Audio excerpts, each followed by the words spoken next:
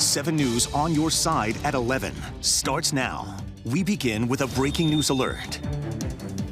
This is another example, and I've been here before in this space, of violence that we just cannot accept in our communities. Another major shooting on the streets of D.C. tonight. 1 man killed, 5 others wounded, including 2 young children in Northeast. This is just one of several big stories that we're covering for you tonight. Thank you for joining us. I'm Michelle Marsh. We also have new developments in a devastating Fairfax County house fire. Plus, a mother and her son rescued from a burning dump truck. We are hearing now from a Good Samaritan who helped pull the woman from the flames. And caught on camera, a brazen robbery at a Buddhist temple.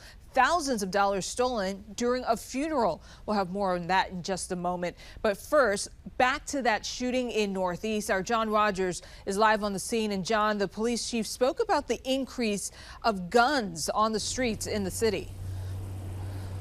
Yeah, she did, and she's very frustrated, obviously, because of this latest crime involving 2 young children that were injured here. And we want to show you the scene, how it looks now. Even though this area of the street is being open, there's still an active scene farther down the road with a number of officers. I do want to show you this new video we just got. A source familiar with the case confirms that what you see here is the suspect vehicle fleeing the scene. So here's what we know so far. At about 6:10 this evening, police say a group of suspects got out of a car and fired shots at folks who were gathered on 21st Street Northeast. 1 man was killed, 5 others injured. That includes 2 men, 1 woman, and 2 young boys aged 9 and 12. Thankfully, none of them have life-threatening injuries.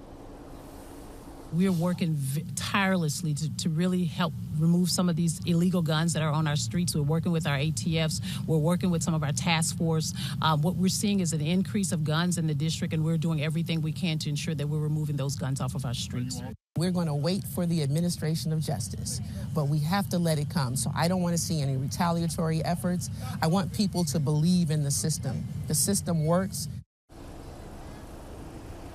And police need your help. Take a good look at your screen again at these images they provided us. They're looking for this car, a light blue Toyota sedan, no front tag, black rims, possibly 2 shooters inside. If you know anything about this vehicle, please call 911. Of course, we're going to stay on top of the story and bring you any new developments as they come in.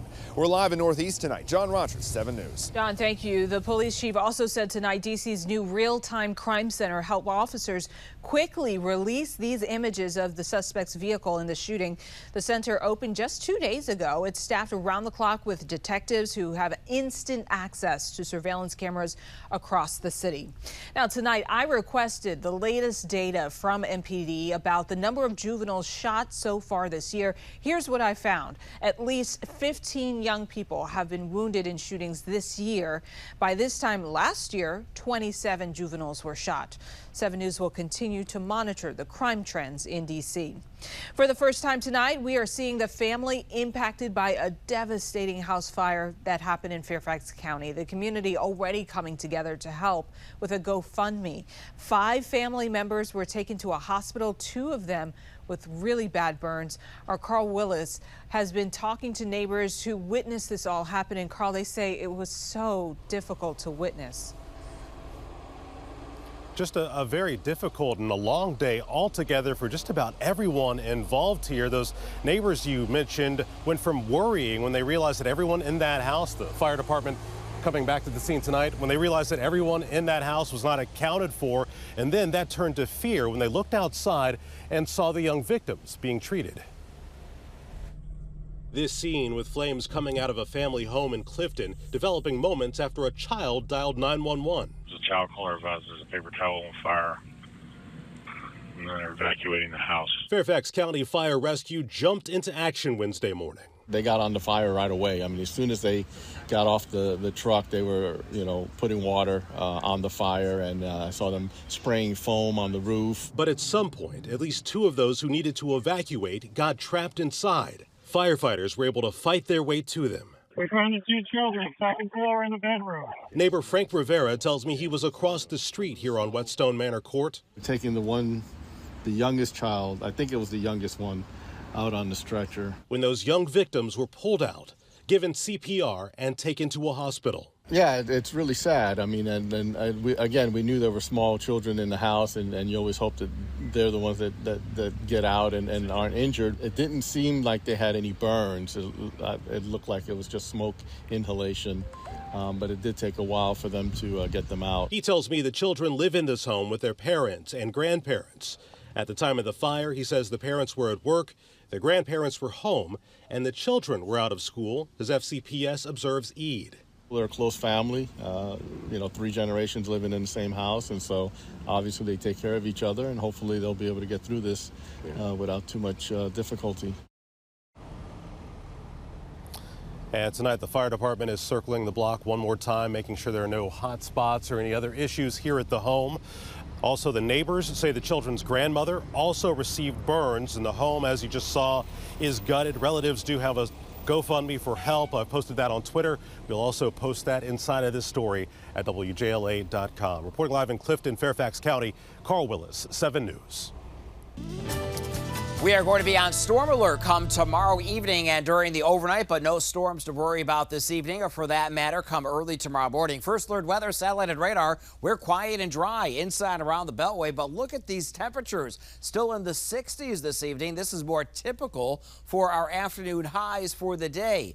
Our rainfall potential is going to begin to increase as we head through the day tomorrow. We're mainly dry as we head through the overnight, early tomorrow morning. Perhaps a few sprinkles here and there, but by noontime, could be indoor recess for the kids, on and off showers, and then by later tomorrow evening, a better chance for showers and thunderstorms, some with some gusty winds along with some heavier downpours. In terms of severe weather, we're on the marginal risk for the D.C. Metro for tomorrow night. It's not very high. It's way down here at the bottom. However, due to the potential for some heavy rains, we are under that slight risk for floods. So could be looking at anywhere between a ½ inch to an inch and a half by the time the system moves on out of here. More on our future cast hour by hour tomorrow evening coming up in just a few minutes. Steve, thank you. Tonight, a mother and her young son continue their recovery after being rescued from this fiery dump truck crash on I-495. After speaking with the Good Samaritans who jumped into action to help the child, 7 News is now hearing from the man caught on camera saving the woman who was still trapped inside. Our Christian Flores shares his story. I just saw a huge fireball, and then I saw this car rolling down the median. It was anything but a typical work trip for Chris Humphrey on Monday. Rolled down the window, and I could feel the heat from that dump truck.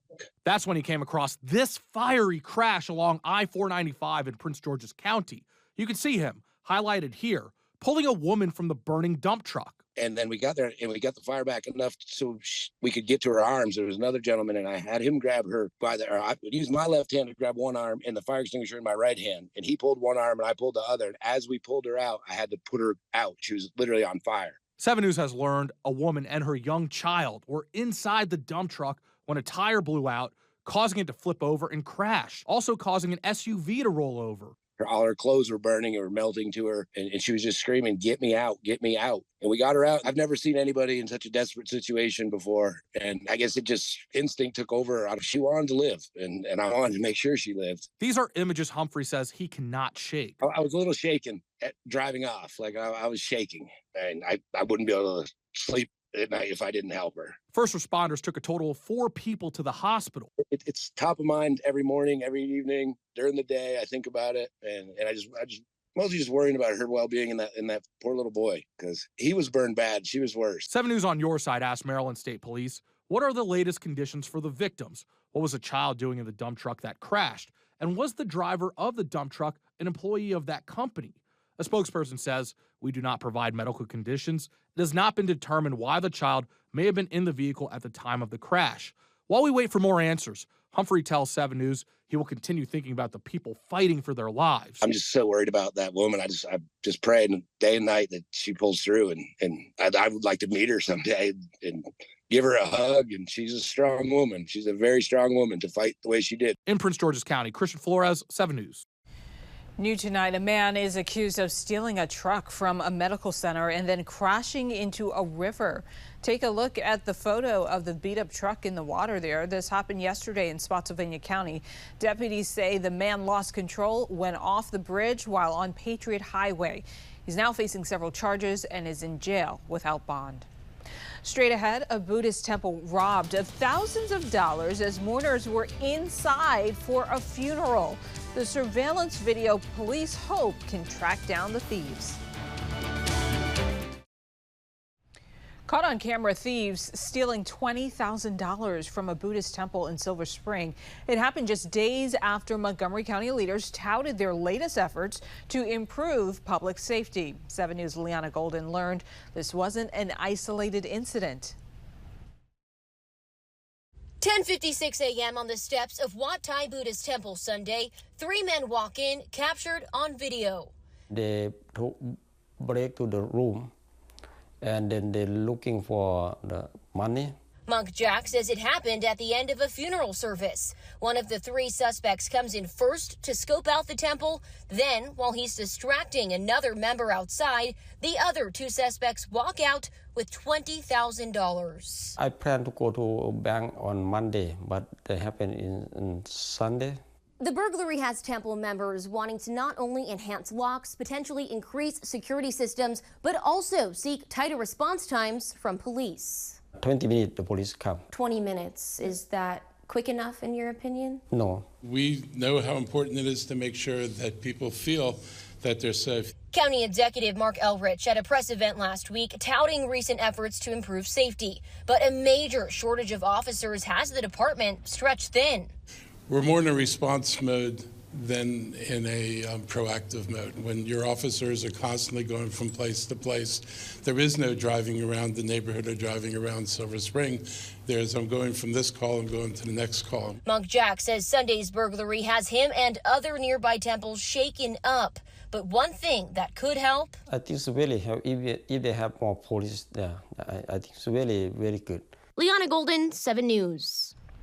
A major update now to a story that we've been covering for months. On the desk of Maryland's governor tonight is a bill that creates a new large-scale alert for adults with intellectual disabilities who go missing. It's called the Purple Alert. Jimmy Hall has been pushing lawmakers for the new program after his 31-year-old son with Down syndrome disappeared in October for 6 days. He was found in a locked room at the Glenmont Metro station. Hall says at the time his son didn't qualify for an amber or silver alert. Right now, a Capitol police officer is running 42 miles a day across the entire country. Andrew Linder says he's raising awareness for one of the biggest problems in the world, human trafficking. Linder was on duty during the January 6th Capitol attack and says moments like that motivate him. Seeing January 6th firsthand just made me realize I wanted to do something that created more pride in America and made more people want to rally behind who we are and the things that we can do. Is there times where I want to just go back into the RV and I don't want to do this anymore? Absolutely. But then I realized why I'm out here. He is mentally strong as well as physically strong. At last check, Linder was in Missouri. His entire journey is 3,100 miles. He started at the Santa Monica Pier in California and will end at Central Park in New York. And along the way, all kinds of weather he'll encounter. That's dedication. Wow. That's quite hard. a trip. Yeah. Wow. All right, wish him well. And we are going to see our weather cooperate at least a little bit for tonight and then into early tomorrow morning. But it's this time tomorrow evening. We're going to go on storm alert for the chance for some stronger thunderstorms, gusty winds, some heavier downpours.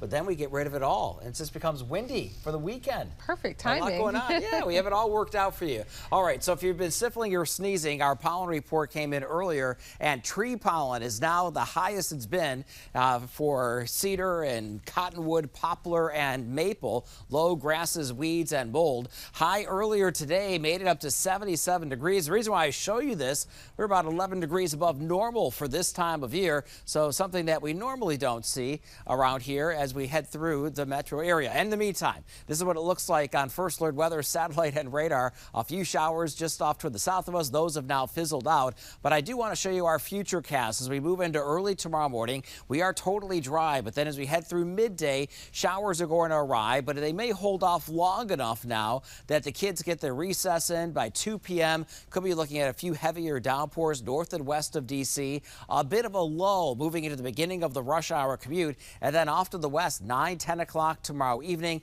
That's where we're looking at that line of potentially stronger storms with the gusty winds and the heavier downpours to move on through. Once we get that out of here, a few lingering showers. It becomes windy for the day on Friday.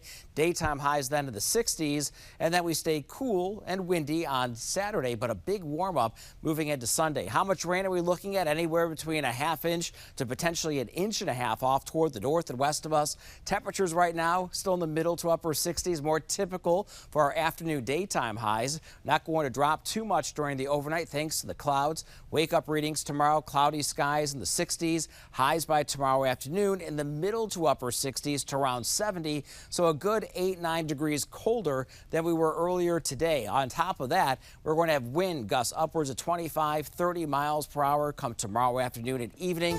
And once we get through all of that, we have a windy day on Friday. Now the parade on Saturday looking pretty good out there. We're going to see dry conditions, temperatures that are going to still be in the 50s to lower 60s, a good amount of sunshine, 79 degrees on Sunday. And look at Monday, Tuesday, and Wednesday of next week. We're in the lower 80s for daytime highs. Natalie? All right, thank you, Steve. Well, today was a day Orioles fans have waited for quite some time. The day they would see the league's #1 prospect promoted to the big club. So how did 20-year-old Jackson Holliday do at his major league debut? Well, we'll let you know. Coming up next in sports. Stay with us.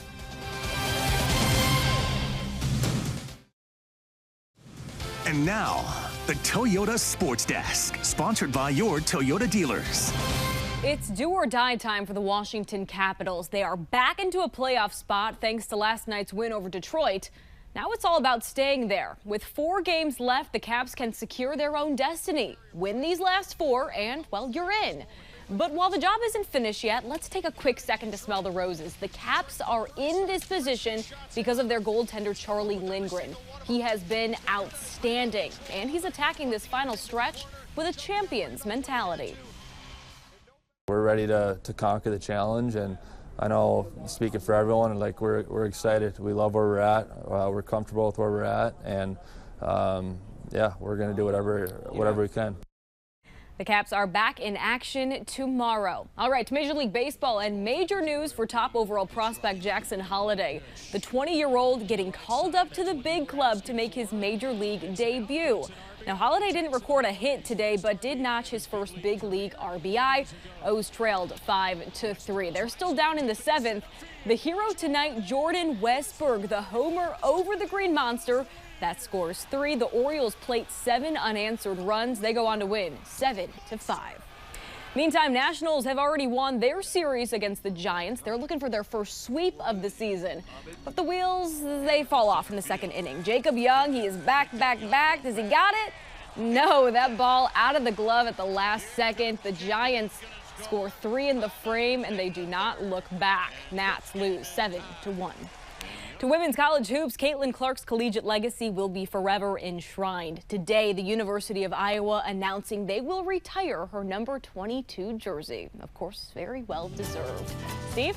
All righty, Natalie, we are looking at wet weather chances that are going to be on the rise as we move through the day tomorrow. It's not going to be a washout, but be sure to have your wet weather gear ready to go. Heaviest the rain, the strongest potential storms will come tomorrow evening. A few lingering showers into Friday. At least we're trending dry on Saturday, mainly dry on Sunday, the same on Monday. Check out our temperature trend over the next 10 days. My goodness, 3 cooler days on the way, but temperatures Thursday, Friday, and Saturday, that's near normal for this time of year. We're back into around the upper 70s to lower 80s come Sunday, Monday, Tuesday, Wednesday, and Thursday. This could be the longest stretch of warm temperatures that we've seen so far this year. Always stay ahead of our weather makers. Be sure to have your First Alert weather app ready to go. If you don't already have it on your smartphone, head over to the App Store or Google Play. This medal represents the millions of American women who went to work during World War II. Up until 1941, it was a man's world. They didn't know how capable us women were, did they? Oh, they proved them. They were known as Rosie the Riveters, women who stepped up during World War II to work positions usually filled by men. Last night, we showed you their arrival at Reagan National Airport. More than 7 decades later now, these iconic ladies were honored on Capitol Hill during a Congressional Gold Medal ceremony today. We thank these heroic women for their service. Metro riders, you may notice something a little different the next time you board a bus or a train. Today, the authority invited dozens of young transit enthusiasts with autism to record boarding and safety announcements. Wait, can I press this button? That's doors open and doors closing. Step back, doors closing. Today's event was part of Metro's Autism Transit Project for Autism Acceptance Month.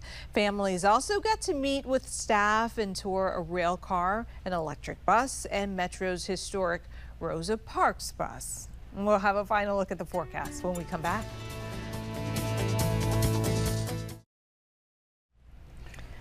All right, so the weather looking pretty nice tomorrow, although some rain. It's okay. Yeah. a few showers. I mean, at least temperature-wise, it is going to be very nice. Mid to upper 60s, a little bit cooler than today. We go on storm alert tomorrow evening. That's where we expect the strongest of the storms to move on through. We're not looking at widespread severe weather, but may hear a few rumbles of thunder, some gustier winds. Then we clear it all out on Friday. It stays windy, breezy for the day on Saturday. But then next week, we're in the upper 70s and lower 80s. I was going to say, my eyes are on the 80s, 100%. Yeah, I like allergies don't bother you now. They will be next week. Tempting. Thank you for joining us tonight. Jimmy Kimmel Live is next. Have a good night.